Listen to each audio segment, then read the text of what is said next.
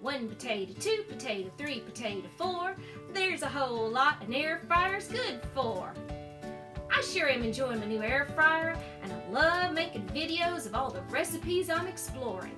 But best of all, I appreciate everyone's comments. I'm so glad you're finding these videos entertaining and informative. Now Phil writes that you can make a baked potato in the air fryer. I've always did mine in the microwave, but oh my lucky stars, what a great idea!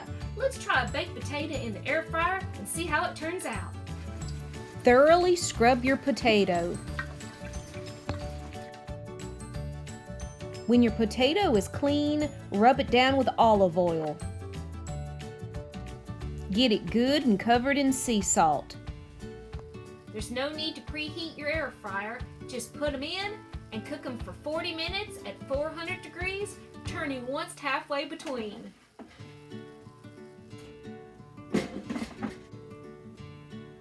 Well, they sound crispy, and the skin feels crispy. We can stick them with a thermometer. The magic number you need is 205 for a baked potato. Or we can cut into them. And here's the baked potato from an air fryer. Well, the first noticeable difference is the skin is crispier than a microwave. It actually looks like restaurant crispiness. And the inside is white and it's fluffy looking. The baked potatoes I've been doing in the microwave are yellow and waxy. Let's see what it tastes like.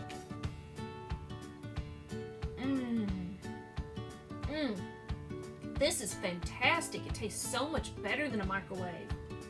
Wow. Think it's worth the extra time for this flavor.